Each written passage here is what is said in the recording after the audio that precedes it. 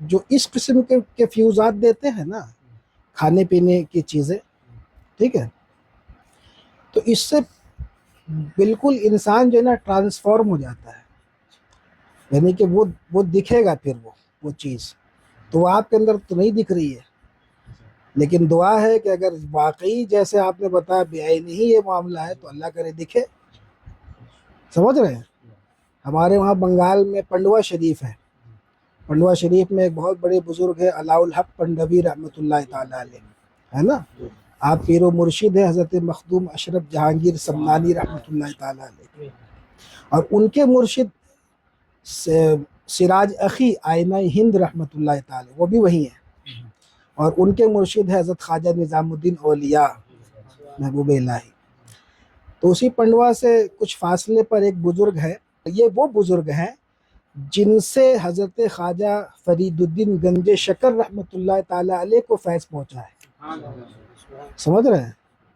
تو واقعہ یوں ہے کہ وہ حضرت جلال الدین، یا جو بھی نام جیسے میرے ذہن سے نکل رہا ہے، وہ بزرگ جو ہے نا وہ تھے ادھر ایران کی طرف، ایران میں.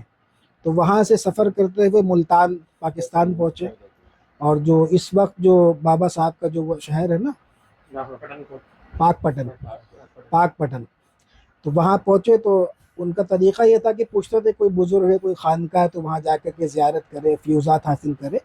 تو بتایا گیا یہاں ایک بچہ ہے جو مسجد میں دن بھر رہتا ہے، عبادت کرتا ہے، دن بھر روزہ رہتا ہے اور مسجد میں رہتا ہے اور عبادت کرتا ہے.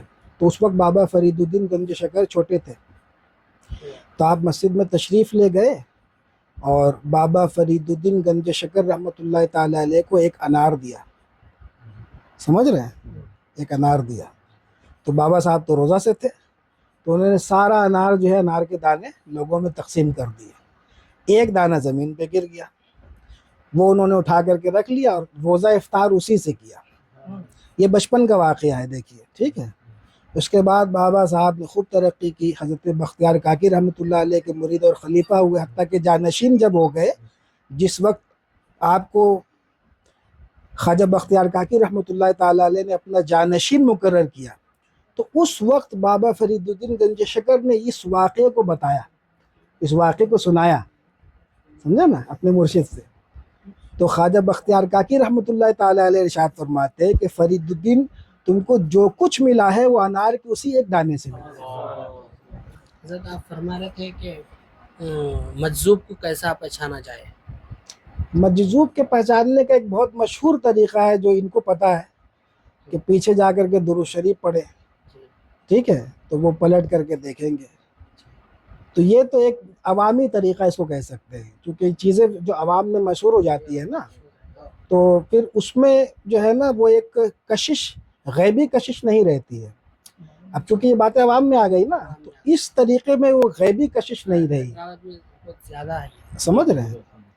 تو اب جو ہے مجذوب کی اصل پہچان کوئی سالک ہی کر سکے گا، جو راہ سلوک پہ یا تو چل رہا ہے، مبتدی نہ صحیح لیکن یا تو درمیانہ ہو یا منتہی ہو.